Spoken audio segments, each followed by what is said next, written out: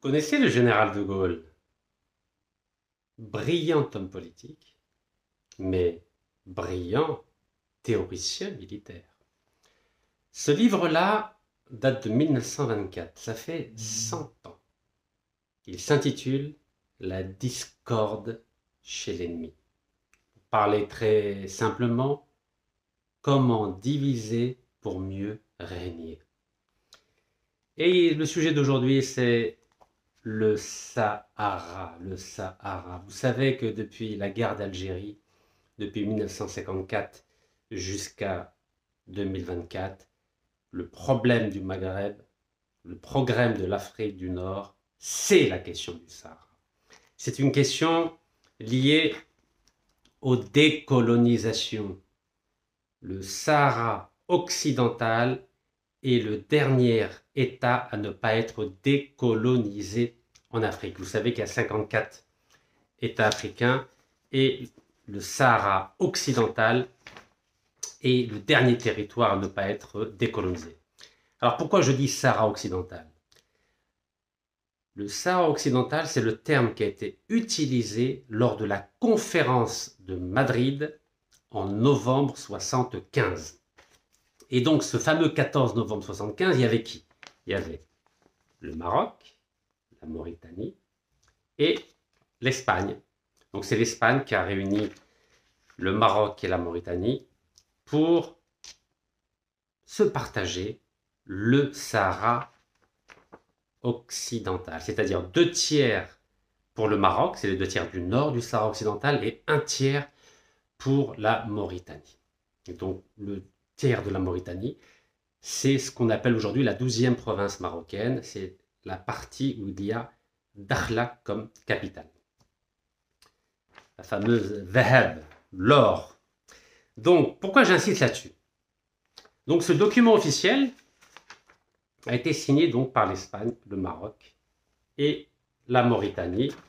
Donc, cette conférence de Madrid, donc du 14 novembre 1975, donc, a décidé en 6 points du destin du Sahara occidental sans consulter les populations. Et pourtant, dans le point numéro 3 de cet accord de la conférence de Madrid du 14 novembre 1975, il est dit très clairement « L'opinion de la population sahraoui exprimée par l'intermédiaire de la Jama'a, donc de l'Assemblée, sera respectée ». En clair, il faudra tenir compte de l'opinion de ces populations. Mais encore une fois, la question de ce live, de cette vidéo, n'est pas de parler ni du Maroc, ni de la Mauritanie, ni du Sahara occidental, mais plutôt de comment la France a utilisé la question du Sahara pour diviser les pays d'Afrique du Nord. C'est ça le but. Et je vais vous parler d'une opération dont personne ne parle. Je dis bien personne. C'est l'opération Lamentin. C'est le propos de cette vidéo. L'opération Lamentin, c'est une opération militaire secrète de la France à l'époque du président Giscard d'Estaing à partir de novembre 1977 jusqu'en juillet 1978. Et cette opération militaire, elle a pris forme avec comme base d'attaque le Sénégal. Alors, je vais vous montrer.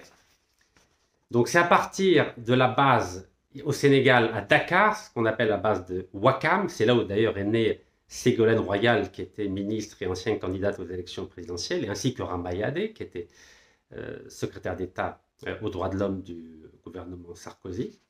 Donc, c'est à partir de la base sénégalaise de Ouakam que les Jaguars, c'est-à-dire les avions Jaguar français, ont attaqué les soldats du Polisario qui voulaient récupérer le tiers occupé par la Mauritanie, ici. Donc le fameux tiers que la Mauritanie a pris selon les accords de la conférence de Madrid du 14 novembre 1975. Donc le Polisario, soutenu par l'Algérie, a attaqué la Mauritanie pour dire il faut sortir du territoire qui appartient donc aux Sahraouis.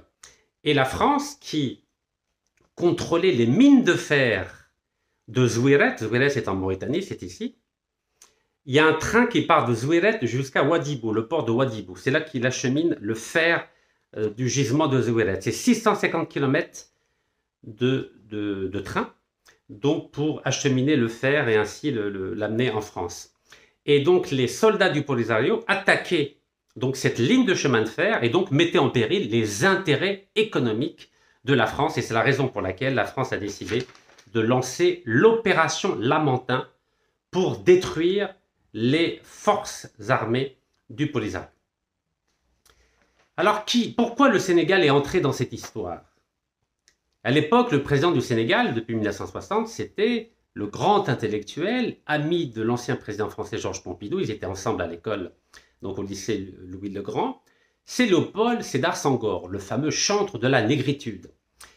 Et M. Senghor, le président sénégalais, a décidé de soutenir cette opération Lamentin pour détruire le Polisario, car, dit-il, je veux avoir ma part du gâteau. Parce qu'à l'époque, la Mauritanie, que vous voyez ici en jaune, était extrêmement fragilisée. Et le président sénégalais, M. Senghor, a dit à Giscard d'Estaing, le président français, si la Mauritanie devait être coupée en plusieurs morceaux, car l'État mauritanien était extrêmement faible, à l'époque c'était le président Mokhtar Ould Deddah, dont la femme d'ailleurs était française. Et donc le président Senghor a dit, si vous décidez de diviser la Mauritanie, je veux avoir ma part jusqu'au fleuve Sénégal qui est là. Voilà, donc il voulait prendre en gros un bon tiers de la Mauritanie, dans le cas bien sûr où il y aurait ce qu'on appelle la sécession de la Mauritanie.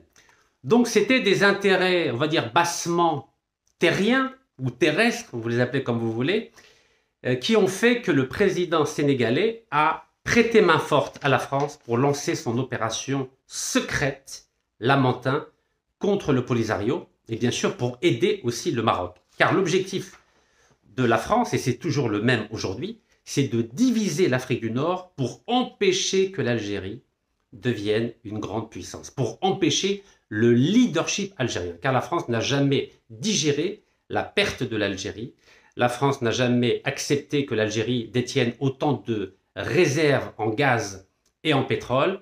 En clair, la France n'a jamais accepté, n'accepte pas et n'acceptera jamais que les pays d'Afrique du Nord constituent une seule fédération, un pôle de puissance. Et c'est la raison pour laquelle, à chaque fois qu'un pays sera fort en Afrique du Nord, la France systématiquement soutiendra, a soutenu et soutient le pays qui est considéré comme faible. Donc je finis avec cette phrase de l'écrivain Guillaume Blanc sur les décolonisations. Donc c'est la page 376 que je vais vous lire pour finir cette vidéo. Les Espagnols ont quitté le Sahara occidental à 1975 et depuis celui-ci est soumis aux appétits de ses deux voisins, au nord le Maroc et au sud la Mauritanie. Ces derniers se disputent le contrôle du Sahara occidental où, en 1976, le Front Polisario déclare l'indépendance de la République arabe sahraoui démocratique. Soutenu par son troisième voisin, l'Algérie, le front réussit une percée décisive contre la Mauritanie en décembre 1977. C'est ce qui a déterminé l'opération secrète Lamentin. Mais les soldats du Polisario y prennent en otage des ressortissants français. Donc le Polisario avait pris en otage des ressortissants français. Et Giscard en profite, je répète cette phrase, Giscard en profite pour lancer l'opération Lamentin. Je ne sais pas si ça vous rappelle un événement actuel depuis plus d'un an. C'est les fameux otages pris par le Hamas à Gaza. Et Netanyahou a profité de la prise des otages pour détruire Gaza et pour créer un véritable génocide chez les Palestiniens. Donc, et Giscard en profite pour lancer l'opération Lamentin. L'armée de l'air et ses parachutistes repoussent les combattants du front hors de Mauritanie, puis la France contraint cette dernière a cédé sa part du Sahara occidental au Maroc de Hassan II. Donc c'est la France qui a obligé la Mauritanie à céder sa part du Sahara occidental au Maroc de Hassan II. Le message ne pourrait être plus clair. Donc c'est pas moi qui le dis, c'est Guillaume Blanc, le livre Décolonisation.